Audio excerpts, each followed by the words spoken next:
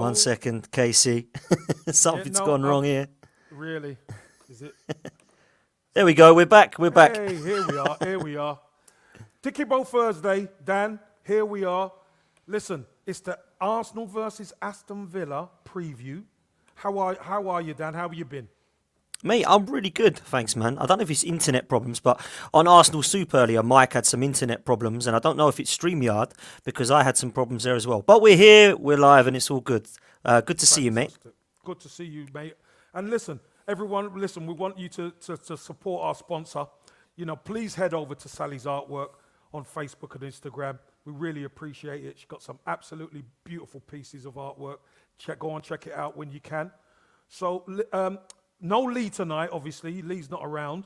I think he's at a funeral. He's been at a funeral today or whatever. Yeah, he has been. Yeah. And, you know, condolences, obviously, to the family and stuff like that. But you know what, Dan? Let's talk the Arsenal right now. Mm-hmm. And there might be a difference of opinion between us, but let's speak about. Obviously, we've had the international break. Let's speak about Palace. Yep. What were your thoughts on the team selection for the Palace game, and then obviously the game? Well, I thought the team selection was very brave because obviously he's gone without Lokonga at the time and he went for Odegaard and Smith Rowe. Now, that's fine for me because I think Thomas Partey is good enough for that midfield role. But I'm not also sure that it works with Odegaard and Smith Rowe in the same team. So I expected to see Lokonga come in, and I don't think Lokonga's been bad, to be honest. I thought he had a pretty okay-ish game against Brighton, nothing special. He wasn't the best player on the pitch, but neither was Thomas Partey. But that midfield did not work. But let's talk about the start, Casey, because you know what I saw? Attacking football for once. For 10 minutes, Yes. For 10 minutes, we saw attacking football, and it looked good. And I thought, you know what? This is the start of what I think could be the Arsenal's attacking style. We might see it. Yeah, we might see it. Pepe was looking good. He was creating. I think that first 10 minutes he looked exceptional, as did Aubameyang. He was chasing everything down. It looked like Saka and Smith Rowe were lively. And I thought, okay, good team selection then. Out the window with Lokonga starting. Let's have a look at where we're going to go. And when we scored, Kev, it was like, let's just sit back and let Palace dominate us. And did they? I mean, wow, did they? They were like in the midfield. We lost the midfield battle. And it was just from that point, I think Palace thought, I really fancy our chances here. And Vieira set up a team that, if I'm honest with you, I actually think what he's done there at Palace is a real good job so far from what I've seen. But I thought to myself, we're in trouble here. We are in trouble unless we change something. So that was where I was at with the game, and it just got worse from there, Kev. Especially first half. I mean, for me, after we scored, if you remember, we didn't go on the back foot straight away.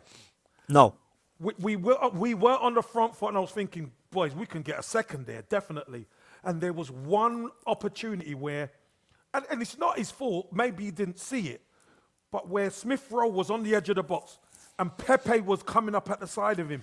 If he'd slid Pepe in, I truly believe we get the second goal. And at 2-0, I think we dismantle them. But after that, he shot, it went straight at the goalkeeper. After that, it's like somebody pulled the air out of this Arsenal team and the energy just went, Dan. And I've been involved in games like that. And you know what? You don't know how it happens, but it happened. And we started to see Odsonne-Edouard move off the left and go into that kind of number 10 space. And he started to get prominent. And then they started to come on top of us. They were on the front foot. We were on the back foot. Get to half time, Dan. And I thought bringing on Lokonga was the right thing to do. I really did. I think, let's get hold of that midfield. We're 1-0 up. Let's get a hold of that midfield. And then we could start dictating the game from there because they're going to have to come at us.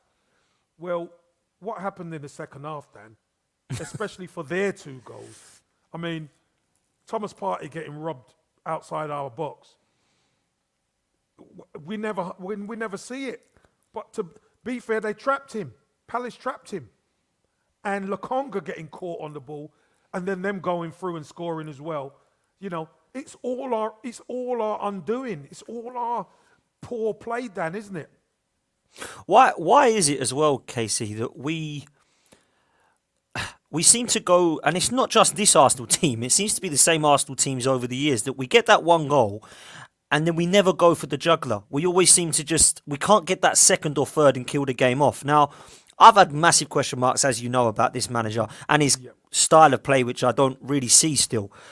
But I have to look at him in that situation and say, if your players, let's say the players have decided for whatever reason that they've stopped, the gas has come out of the players, right? I then look at the manager to see what is he going to do about that. What is he going to do? Is he going to get at them? Is he going to change it up? Is he going to, keep the players on the pitch but change the formation? Is he going to try and look at the midfield about why that's not going right? Because for me, it was clear to see that Ødegaard is not that guy in that midfield position. He's much further forward player. He's not a Santi Cazorla. He's like a Mesut Ozil. And listen, he's nowhere near as good as both of those. But that's his kind of style. That's his position. And I don't think he was playing that. I didn't really see two attacking eights or a number 10. I saw kind of Ødegaard and Partey and then Smith Rowe. And that wasn't working for me at all. It was getting dominated. That Conor Gallagher, who's, by the way, a blinding little player. Good player. Rated. Really good. He was just pressing everything and it was going wrong. And I didn't really see Arteta change much until, of course, the incident with Saka where he was forced to make a substitution, which we'll come into. But personally, I wanted to see more from the manager to try and shake it up, get behind them to say, look, guys, this ain't going right. This is what we need to do. And I just didn't see anything from players or manager to suggest that anything was going to change. It was boring, Kev. I was bored watching this game. I'm thinking, there's something's got to happen here because we started 10, 15 minutes and I thought, well, this is going to be brilliant. This will be 2 or 3. Yeah. Nothing. We just went dead and we're so lucky that we got the equaliser at the end because I don't think we deserve 3 points. I don't know about you. The way we played, no chance. Well, here's what I would say, Dan, especially about the Ødegaard, Smith Rowe, all that kind of thing. When it worked in the first 15 minutes, it's fine, isn't it? I tell you what, it looks the business. But when we've got no energy, them guys are a liability because everything then is left to Thomas Partey to do. He can't do it all. He cannot do it all. He needs help, which is why, obviously, we'll get to the Saka challenge because I think that challenge Shocking. is a disgrace. But obviously, Lokonga came on and I thought, right, he'll sit beside Thomas Partey. You can get Ødegaard further up the pitch and you can make things happen from there. We still had no energy, Dan. We still had nothing. I mean, the only one who really showed energy, proper energy, was Aubameyang. And then, obviously, we make 2 mistakes, we get punished, and it's all our own doing. And then the manager brings Lacazette on. And I thought Lacazette had a cracking game. Yeah, He likewise. gave us impetus. He got hold of the ball at the top end of the pitch. And Dan, for one moment, we saw that Lacazette-Aubameyang combination where they linked up and then Lacazette got in the box and had a shot and the goalkeeper... We saw that combination play, which we know they can do. We ended up, obviously, equalising late on. Kieran Tierney hit the bar. Lacazette had that chance and then he scored at the end.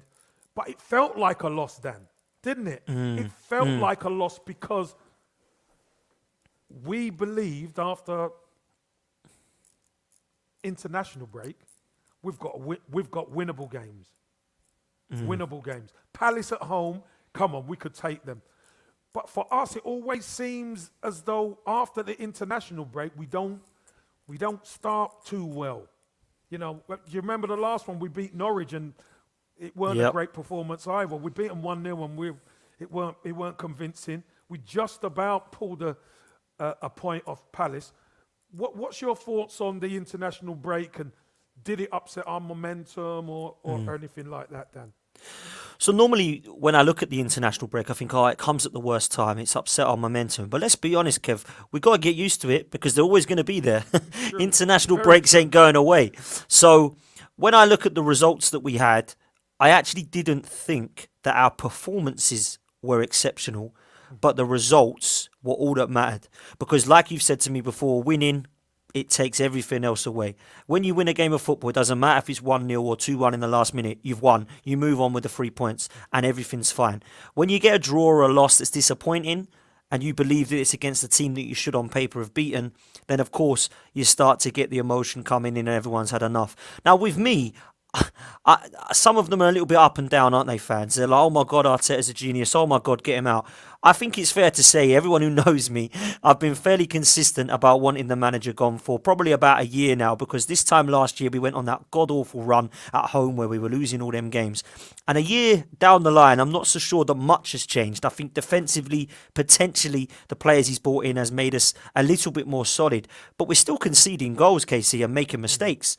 So when I see different players making mistakes now, that starts to frustrate me. Because if it's the same players making mistakes like Granit Xhaka or Mustafi over the years, then you can start to say this is a problem with that individual. Need to change him, yeah, But exactly, we need to change that individual. Now we're seeing Partey making mistakes, Lokonga making mistakes. Where's it going to stop with these individual errors that we keep making at this club? Now, is that a mentality thing? Is it a confidence thing? Is it a, it just happens kind of thing? I mean, you've played the game. I'm sure everybody's made mistakes.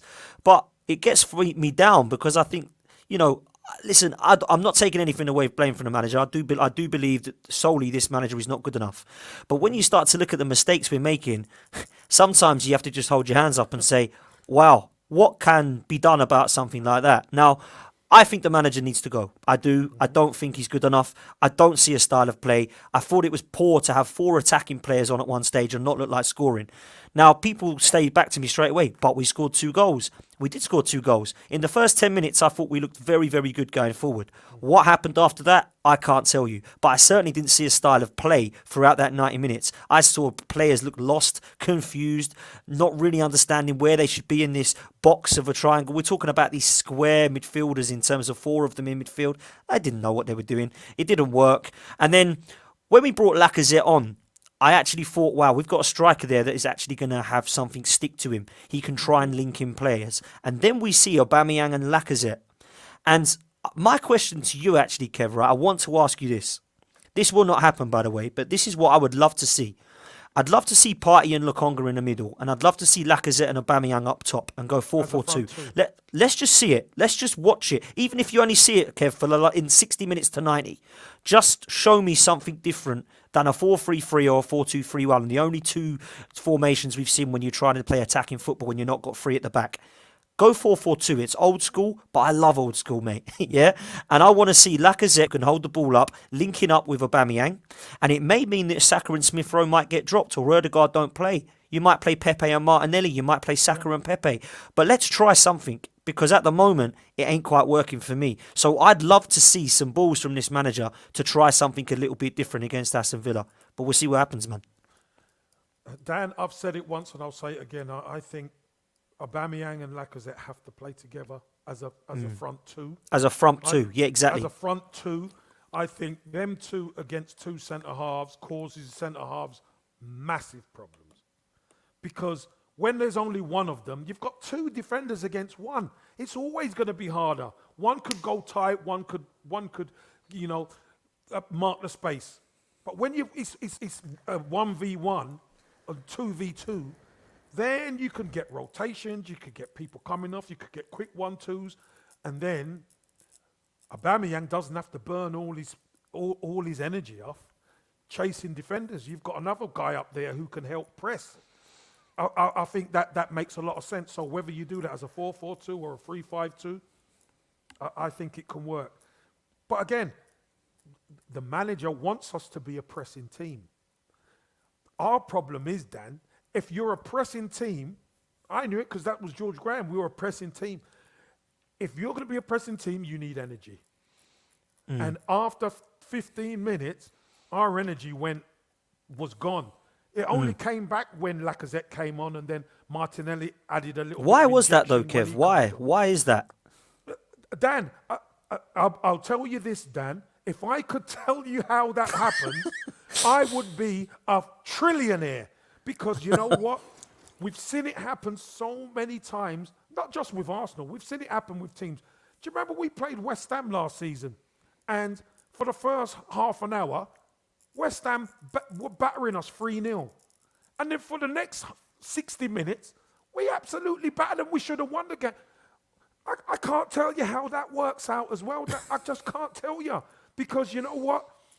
I'm of the ilk, and I'm from the school at Arsenal where we make sure we're offensive and we stop the opposition. So one, you need energy, and two, you got to be tough to do it. It is a little bit different. You have not the same players and all that kind of thing right now. But the way Arsenal started, you expect them to kick on.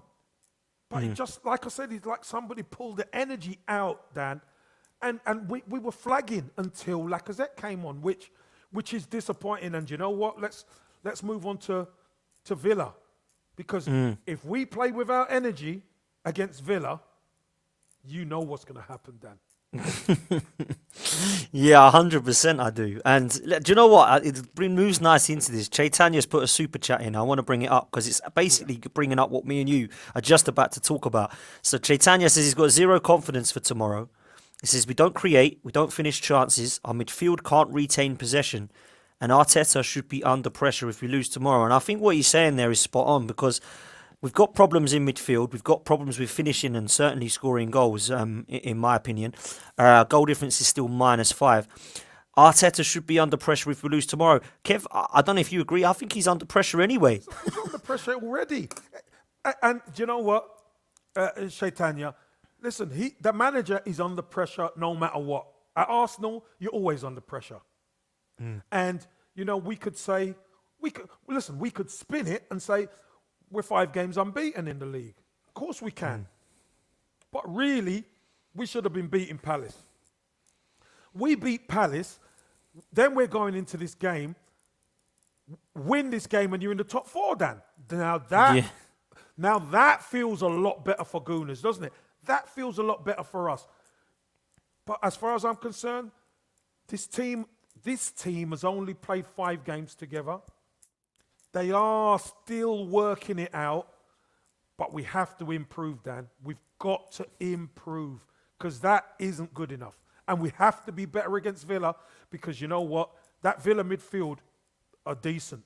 We've got to be able to. They're a better side, in my opinion, than Crystal Palace. I really believe that. And although I was impressed with Crystal Palace's play and their fight and their desire to get to the ball, and they won every ball, by the way, they were great.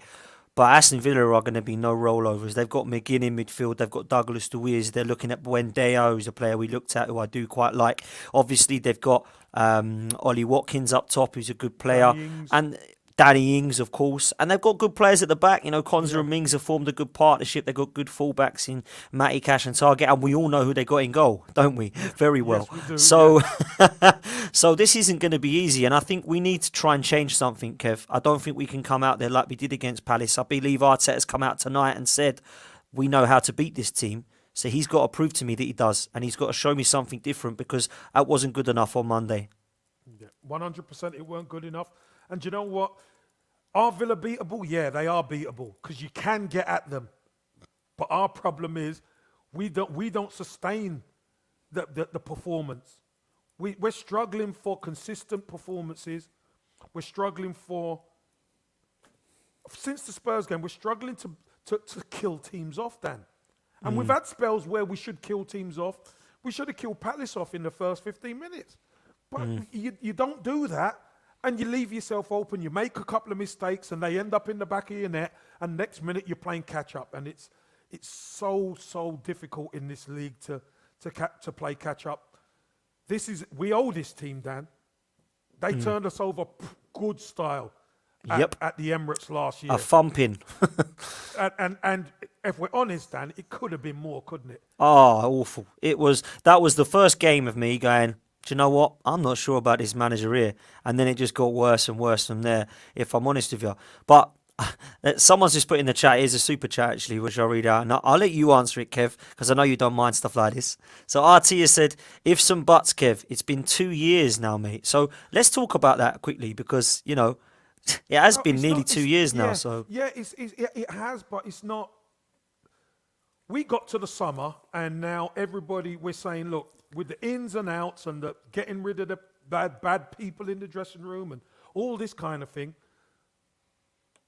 Arteta's team took shape not this international break, just after the last international break before that, which was bringing in Tommy Arsu.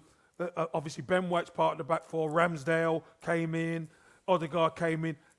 All of a sudden, people saying, right, he's got 3 games. He's got 3 games. It has been 2 years. And do you know what? I've seen managers at other teams have 2 years and they might look, whatever. This is his team now. And this is where he's going to be judged.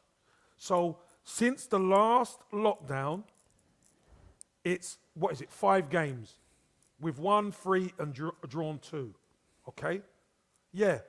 But we're looking at performances as well. So we look at results. Listen, if we win, we're happy, but we don't like the performance. We want more. We're Arsenal. We want more, of course. So it's not no ifs and buts. The fact of the matter is this team have only been together for 5 games. They need a little bit of time. They need to get their identity. Of course they do. But you know what? As Gooners, we're not going to take losses and bad performances. We can't. But the problem I've got, Kev, is I think the board and the owners are taking these losses and draws. Because, I mean, I would even have question marks over whether Arteta would be sacked if we lost to Villa, Leeds and Leicester. I still think the board and owners will say, we'll give him Watford. No chance. He won't. Listen, let me tell you something. Dan, and that worries me, mate. Dan, me and you have had this conversation a couple of times. They overlooked some of the best managers in the world to bring Arteta in. Think about it. They've had 2 opportunities. Before Emery and after Emery. And they didn't go for the experienced world-class manager that you and I wanted. They brought Mikel Arteta in. Okay? They brought Mikel Arteta in. And yeah, he got some friendly chips for winning the FA Cup, which we loved. Great. But last season was an absolute nightmare. Let's be brutally honest. It was a nightmare. And the team were up and down and in and out. We were inside out most of the time. You know, nearly broke the record for losses at home, etc., etc. So, again, it was a matter of, we know we had to get players out. We know there was deadwood, but it's a results business, right, Dan? Listen, it is. So now we get to this spot. Arteta needs his team. Now he's bought young. Arsenal are in the top 5 of the youngest squads in Europe. As fans, fair enough, they're young, but we still need results. That's because at the end of the day, Dan, ultimately, that's what's going to either keep this manager in the job or ultimately get him the sack. Because if the results go pear-shaped fast, I don't care what. I know they might have thought he's the man for the job, but you know what it's like. Last year there was no fans in the stadium. Now there's fans in the stadium. There'd be uproar at the Emirates. I think if the uproar at the Emirates starts to get like it did under Unai Emery, I think he will go. I think he will, because the fans spoke with their voices against both managers in Emery and Wenger, and they spoke with their feet as well, because that ground was not full towards the end of Wenger and Emery's era. So if that starts to happen again, that's when I think the board will have to pull the plug. Until that happens, I think he's safe, no matter what, because they're enjoying this youth project. They're trusting this new process with a new regime, which, let's be honest, is the same ownership. So I don't want to see much more of this, Kev. I'm looking at boring football, unattractive football. I don't believe the manager's done enough to warrant this amount of time, personally. And I question sometimes where we're going in terms of our style of football, because I see 35 minutes of epic football against Spurs, yeah? I see amazing 10 minutes against Palace, and then what happens to the rest of the season? It's been real negative, boring, unattractive, scraping over 1-0 wins against the Norwiches and the Burnleys of this league, which, let's be honest, aren't the Cities and Liverpools. So I need to look at where we're going with our style of football, and I can't see that, mate. Dan, let me ask you a question then, Dan. Go on. So if the team could show flashes of doing it, but they don't do it, isn't that the players?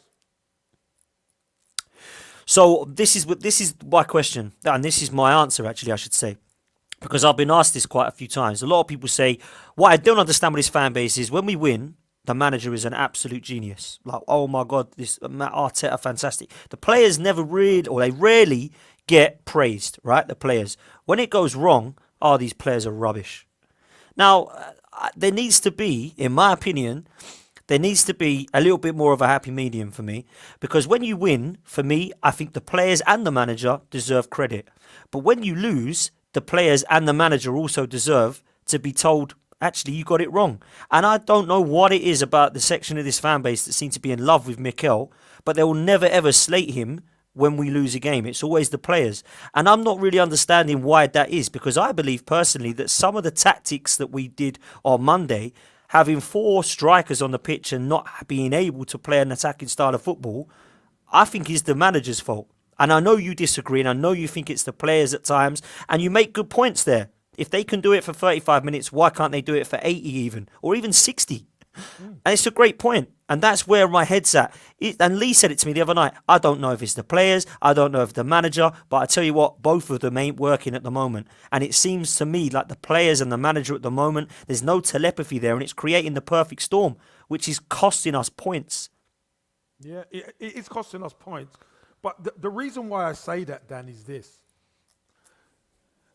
If the team went out there and didn't show something, fair enough. Then we could say, yep, listen, they're not even showing anything. But when the team go out there, he picks a very brave team. I agree with you on that. He picks a brave team against Palace. They go out there. They perform for 10, 15 minutes. Could have been 2 goals up. Was only 1 goal up. And then they don't do it until late on, when you got to bring on an extra striker, and you're playing, you're rushing. All hands to the pump. No. For me, it's always the players. Players make managers. Players make managers. Yeah, but Casey, he's bought these players. He's bought 16 of them now.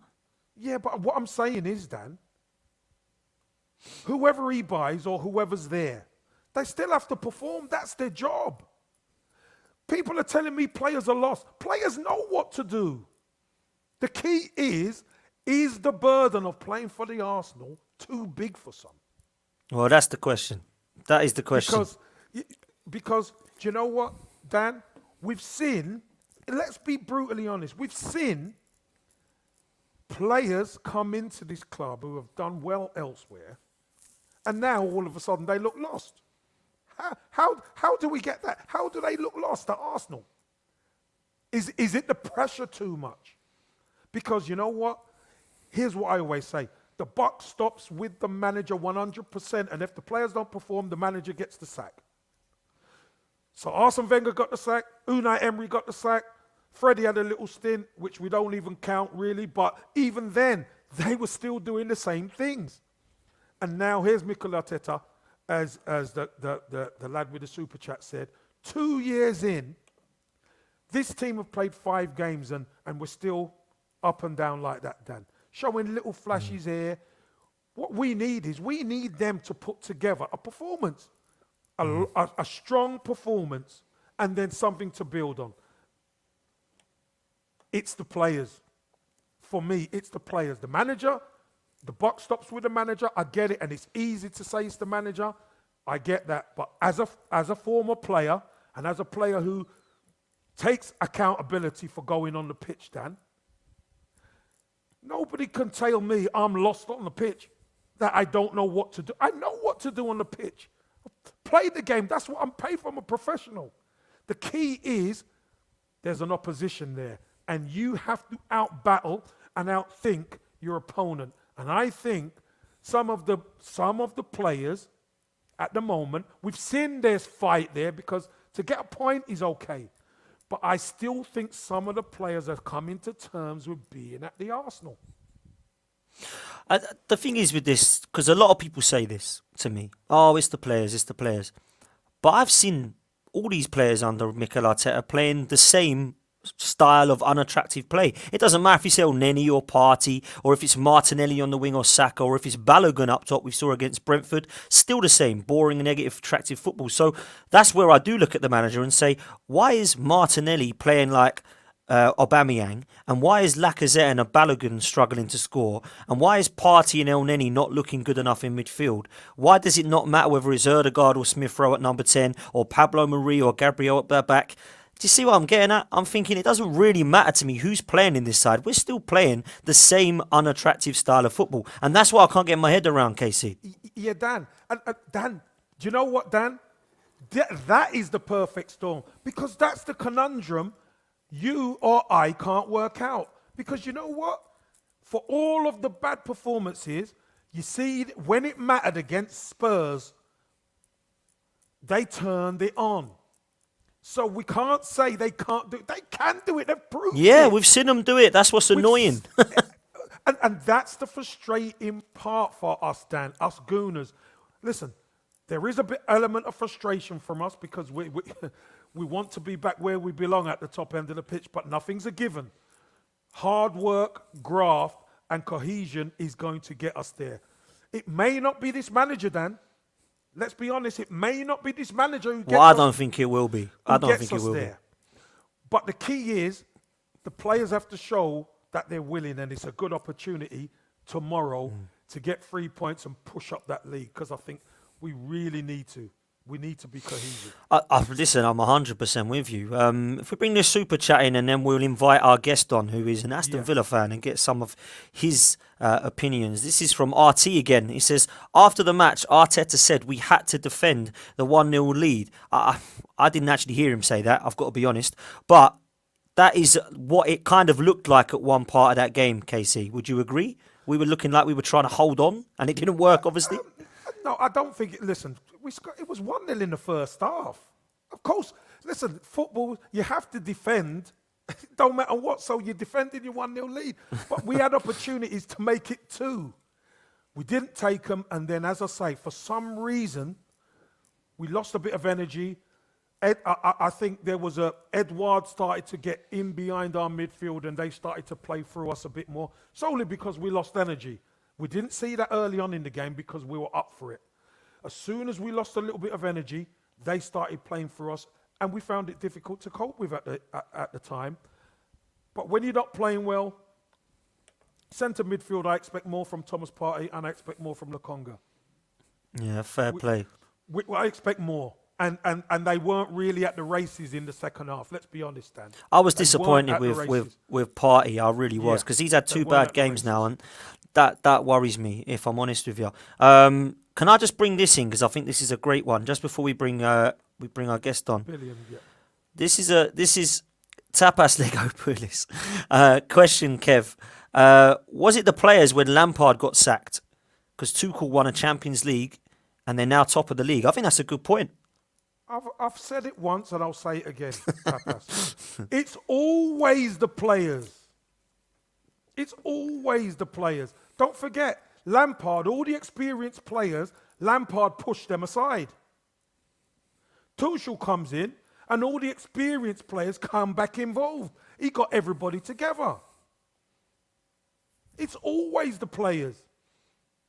These managers are much of a muchness a lot of the time.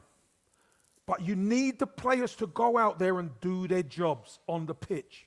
That's what you need. And Chelsea, let's be honest, Chelsea were underachieving with that squad under Lampard. Tuchel comes in and they start playing to their level. That's it. Sophie's not agreeing. Look at this. Sophie. Yeah, but Sophie. Tuchel will get the credit because of the players. I've said it once, I'll say it again. If the players don't do their job, Tuchel doesn't win. Let's have it right. Lampard took away the experience. In every team, you need experience. Chelsea are a very experienced team. Very experienced. Brings them back. All of a sudden, they start to they start to move. They start to get better and better and better. Because let's be honest, you look at Chelsea's squad; they're one of the best squads in the league. Yeah, I agree. I think Chelsea have probably got one of, if not the best squad in the league. But I disagree with you. I'm a bit more with Soph. I think that this is a situation where I believe a manager coming in at Arsenal would be able to do, and I'm getting, obviously it has to be the right manager, coming in at Arsenal has to take these team forward. And Antonio Conte might not be realistic, but I believe that we could look at a Gasparini, a Ten Hag, even a Graham Potter, putting a style already into Brighton. That's what I'm not seeing with Mikel Arteta, is a style of football. Let's bring on our guest, shall we, Kev? Yeah, and start looking Billy? into. It is Billy. Is it Billy? Let's get. And Billy here he on. is. How you doing, Bill? Hello. I'm Hi, very well, Billy. thank you, How are mate. you? How are you? I'm good, mate. I'm good. Thanks for coming on, mate. It's a pleasure to be on. Thank you for having me. Hey, Billy, what's your thoughts on the Villa? That's a very good question. I've been a bit disappointed, to be honest with you, this season. I thought we'd start a lot better than we did. Those first 3 games were very disappointing, particularly the Watford game, of course, on the opening day of the season. It's always hard against the newly promoted side, but to lose in the way we did. Tell us about it. Oh, I forgot about that, actually. I'm sorry for bringing it back up again. Billy. Thanks a lot, Billy. Cheers for that, mate. I'll just go now, shall I? But yeah, it was obviously very disappointing. And then we beat Newcastle, which, with all due respect, I think is... I think most teams should be beating Newcastle. Maybe not so much anymore. But yeah, and then Brentford, which we got a point against, which now turns out to be a very good point against them. Sorry, you've seen how well they've done against. Done very well. Not only yourselves, but the likes of Chelsea as well. Unfortunate Liverpool, to not get a everyone, point. Yeah, they've done well. and then once we got through that first international break, I think everyone was a bit disappointed. Only 4 points from the first 3 games. We then played Chelsea. Played brilliantly against Chelsea despite the result. I think Lukaku had 2 shots all game and he scores 2 goals. That's what Lukaku can do at the end of the day. But overall, we played really, really well. And then we went in against your former side, Kevin, Everton. Yeah. Blew them away 3-0. And then we go to convincing that was, yeah. And then we go to Old Trafford and beat United as well. You're all of a sudden thinking, this is Villa now. This is who we are. And then an awful performance at Spurs. In all fairness, I think we were just outclassed on the day by Son, who's a fantastic footballer. And then last week, I'd rather not talk about that. What happened? What happened? Well, that's a derby as well, isn't it? That's a painful one, isn't it? Especially being 2-0 up. That's so painful. It was. The thing is, after our second goal, we just kind of sat back and soaked up the pressure.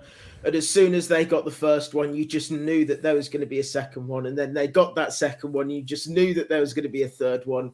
All very scrappy goals, all very lucky bounces, but they all count at the end of the day. And it's just one of them that you've got to accept and move on.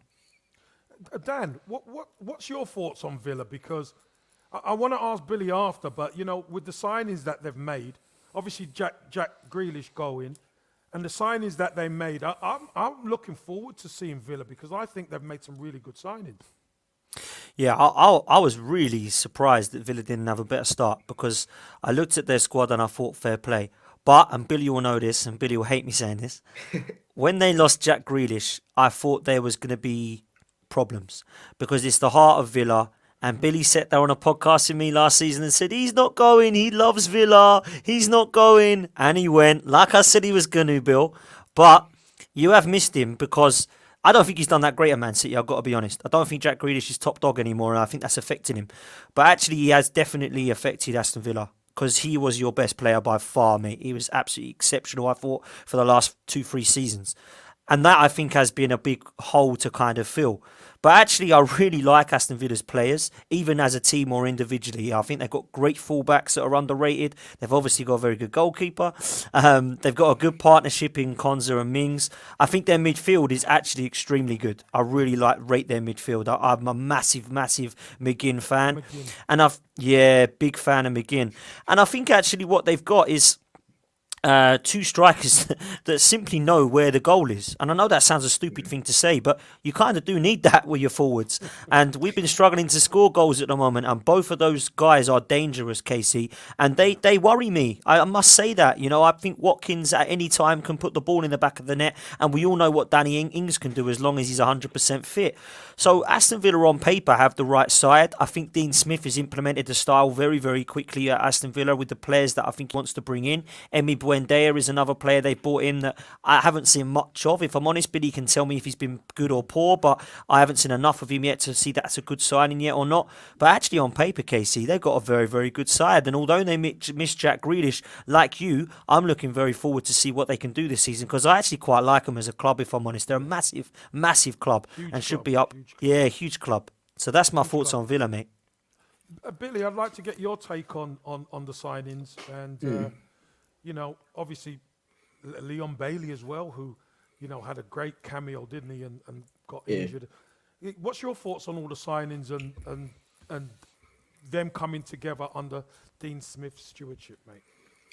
Well, I think our signings have been fantastic. They've all had a big impact on the side. Obviously, Leon Bailey has only played, I think, about 60 minutes. And in that time, he's got a goal, assist, and caused an own goal. If you want to call that, if you want to call it an assist, be my guest. What an hour! Yeah, exactly. So he looks like he's back fit. Dean Smith said today that he's going to be back in the squad. Whether that means he starts, I don't know. I don't think he will personally. He's been out for a good 4 or 5 weeks or so now, so game time's obviously been very limited with him. But I think we'll see at least 20 minutes or so, whether we're winning or losing. Danny Ings is Danny Ings at the end of the day. He like Dan said, he knows where the back of the net is, which is the most important thing with a striker. And Buendia as well, who, if I'm being perfectly honest with you, I've been a bit underwhelmed with. He's not started as well as what I thought he would have done. Whether that's just trying to get himself climatized, if you like, with his new surroundings. He's obviously moved from Norwich up to Birmingham. And I don't think the whole Argentina thing earlier in the season helped him either. After those first 3 games, obviously went to Argentina, everything kicked off and he had to isolate for 10 days, missed the Chelsea game because how well Jacob Ramsey played in the Chelsea game. We didn't see Buendia play until a 10-minute cameo against United. So he's not really been starting an awful lot either. Mm-hmm. But at the weekend, he was one of our better players. So I think we're now starting to see the best of Buendia, and hopefully that can continue tomorrow night. Just going back to that Grealish point, though, I've got to say it. I've got to get it off my chest. Say it, Bill. Say it. Had I have known, Dan, that he had a £100 million release clause in his contract, I'd have resigned to the fact there and then that he was leaving. I told you, Bill. I told you. You wouldn't have it. I didn't know that he had a £100 million release clause in his contract. That's all I'm saying. Had I have known that, I'd have. How gutted were you? Be honest. How gutted were you? Be honest. Still a little bit bitter if that answers. Yeah, no, that's your talisman, your captain. Yeah, that's your main guy at the club. Came through the ranks, who's been sensational for Aston Villa. Not only that, but it's also the impact that it kind of put on the other academy players coming through. We've just won the FA Youth Cup. Mm-hmm. You've got Jack Grealish, £100 million valued player. In my opinion, he's worth a bit more than that. But him leaving Villa at this time in our history, if you like, we're a club on the up. We've got ambitious owners.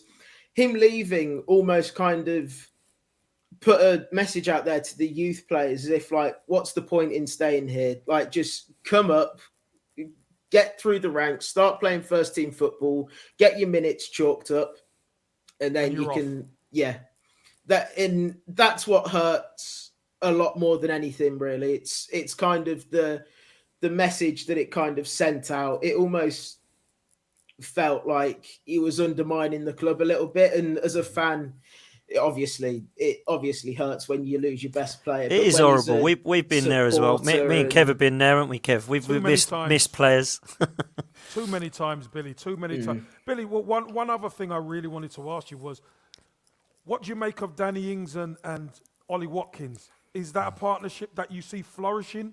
Because I think maybe Ollie Watkins is suffering a little bit. You know, the way you played last season? Yeah. Everything was to Ollie Watkins. Now, what's it like, you know, them two playing together? That's a really good question, actually, because with the Villa fans at the minute, there's a big Danny Ings, Ollie Watkins debate, because it's not working like we thought it, or was hoping that it would be. You mentioned there, Ollie Watkins is suffering, and he isn't the same player. He did have an injury at the beginning of the season, which again has limited game time for him. But having Danny Ings there, like you say, it takes a lot of the service from Watkins away.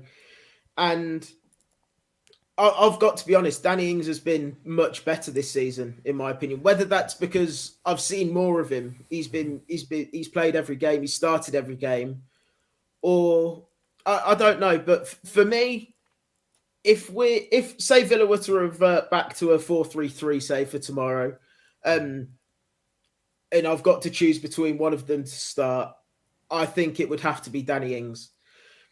Whether that's the right decision, luckily I'm not the guy making. I'm not the guy with the headache. You're going on form, aren't you, Bill? You're going on form, aren't you? Yeah, you're going on form. Exactly. Dan, let me come to you, Dan. What do you see happening tomorrow? What's your thoughts on tomorrow? Because Aston Villa are a dangerous team, and I'll ask you why, Bill. I'm very worried, mate, if I'm honest with you, because of the way we're playing. I don't see a team that's consistent, I'm afraid, with Arsenal. And I know that Aston Villa can't exactly put their hands up and say we're playing consistently well, but they're certainly a team that causes a lot of danger. And it ain't been good, the record against Aston Villa of late, particularly under Mikel Arteta. I don't think he's beaten them yet, has he? So when you look at that, not a good omen. Not a good omen, KC. So I'm worried because they've got players that can worry him and hurt him. And I'd be interested to know Billy's opinions on Arsenal and Arteta, and if he's worried, because I certainly am worried about Aston Villa, and they're not even playing that well. But that's how bad we are at the moment in terms of our consistency. We've struggled against Brighton, we've struggled against Palace, and of course at the start of the season we had an absolute nightmare. So I hope we can turn it around. I just want Arsenal to start winning again, man, because it needs to happen. And winning convincingly would be nice. So Billy, let me set the scene for you. You're not playing to the top of your game right now. Arsenal definitely aren't playing to the top of. Although we're 5 unbeaten, we've drawn our last 2 games. Villa coming to the Emirates. What's in your thoughts? I think we can take you on. I think we can get all 3 points tomorrow, and that's not like me to say that. I get a bit of stick between my friends and on Twitter that they often call me Mr. Pessimistic because I'm normally very negative. However, something's different. It just feels different, and I can't see any reason why we can't go to the Emirates and cause an upset. Whether you want to call it an upset, I don't know anymore. But yeah, I think we can certainly go there tomorrow and get 3 points. Well, Dan, let me just go back to Dan because that's worrying, isn't it, Dan? You know, when somebody like Billy, who's so supposedly Mr. Pessimistic, is pretty confident that his Villa team, who ain't playing well, can come to the Emirates and sort us out. But why wouldn't he be? You know, I was asked the other day, wasn't I, that how far are we away from making the Emirates a fortress and a place where people fear? Why is anyone going to fear playing Arsenal at the moment? Everyone's going to fancy their chances. So I'll be interested to know why Billy thinks that and what he thinks of Arteta and Arsenal, because, you know, it's nice to get other fans' opinions, isn't it? Yeah, because it was on the it's outside, clear what... Yeah, me and you always agree disagree about whether it's the players, the manager. Billy, what do you think, mate? What's going on at Arsenal in your eyes? Help us. Not a lot of good is the simple answer, if I'm being honest. But I don't know. It's just something. I was watching that game against Crystal Palace on Monday, and you were there for the taking. And I was just thinking, especially after coming off of a 3-2 loss, 3 goals, in the last 10 minutes, we completely fell apart. I shouldn't be feeling like we could go and beat Arsenal. You shouldn't be feeling Emirates. confident, Billy. You should. No. Yeah. But I was watching that game against Palace, and there was just no reason for me to think otherwise. And I don't know what it is. I can't say it's because of X, Y, and Z. I think Saka being out is going to help us a lot. If I'm being honest with you, how that wasn't a red card, I've no idea. Oh, it's embarrassing that was. Yeah. Yeah, it really was, and it just didn't make sense to me. But yeah, I wish I could give you a solid answer as to why I think that we could beat you as well. Recent form, like you just mentioned, but head-to-head recent form. Sorry, that normally plays a fairly big part. Both teams are down on form. I think the Emirates, when a manager's not favoured, is a very vulnerable place to go for Arsenal. And yeah, I really think that we can take you on and get 3 points. I wish I could give you more of a solid answer as to why, but do you think though, Bill? What do you think of Arteta, Billy? What do you think of Arteta? Let me ask you that.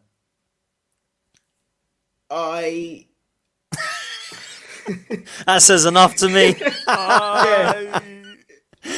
He's not what Arsenal need. He's not an Arsenal manager, I don't think. The players under him just don't look... They can turn it on against Spurs, but I've seen very little other than that Spurs game for any Arsenal fan to really get excited personally. And I watch a lot of Arsenal. I've got a lot of family that are Arsenal fans as well. And like you mentioned earlier, Dan, when I was sitting backstage, it's the same old boring Arsenal, and you just don't get excited to watch them. It was a fantastic win against Spurs. Obviously, you played fantastic, but you just don't do it enough. And I just feel like it's the twice a season game against Spurs where you come out, the fans are all up for it, the players are all up for it, and you just perform against them. I might be wrong. I don't know, but that's just how it seems let me just tell you this, Bill.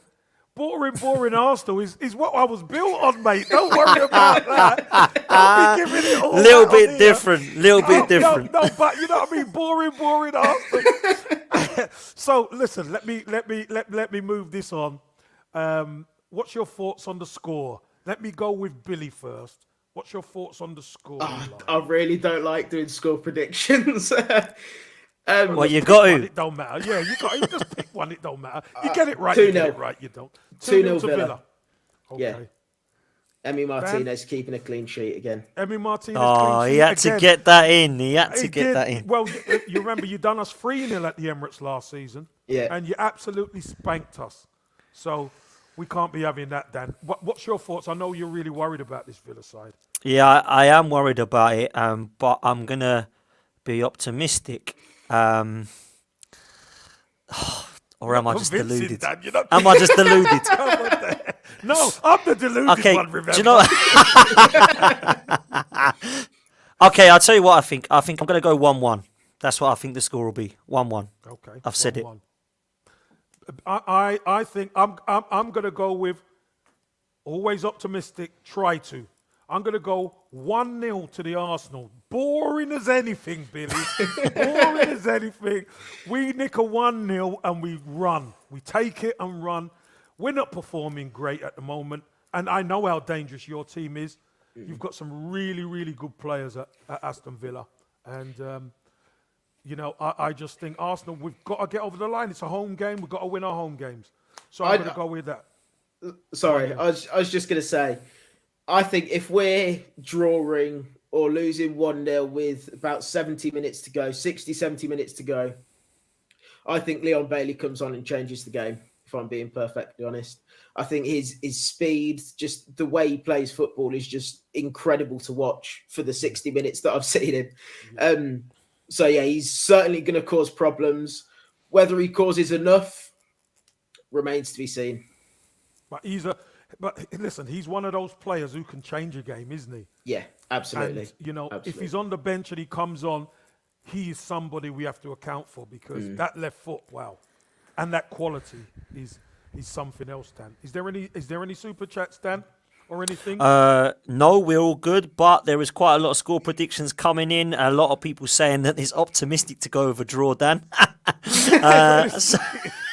Again, so it's deluded Campbell again, and it's deluded Campbell again. I mean, you're a bit optimistic. I'm deluded. Oh my God! Listen, one thing I will have to say is, remember, everyone, support our sponsor. Head over to Sally's Artwear on Facebook and Instagram, please.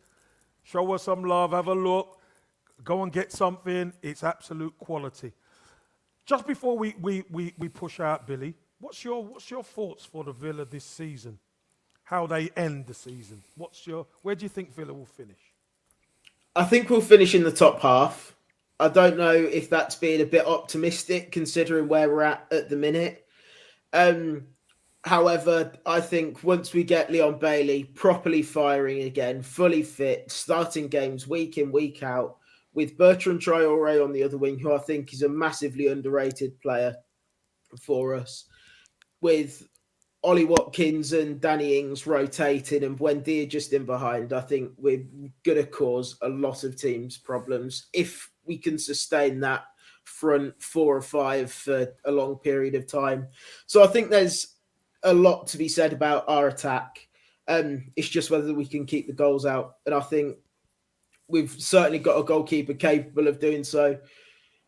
We've certainly got Matty Cash, Ezri Konza, who are fantastic players. Ezri Konza in particular, in my opinion, I'm going to go out and say it on here, he's England's best defender. I have no idea how he hasn't got an England cap yet. But then the other side on the left, you've got Matty Targett, who he was Players' Player of the Season last season, had a fantastic season. Steady Eddie, any steady Eddie. Yeah, but this season he's just not. He doesn't seem to be the same player. Whether that's because Grealish has gone, they had a real big relationship on and off the pitch, so that could have affected him. And then you've got Tyrone Mings as well, who, although a very good defender, he does have a mistake in him, which it scares me sometimes. I think we're good enough to get a top 10, progress on last season again, which without a player like Grealish would be massive for us.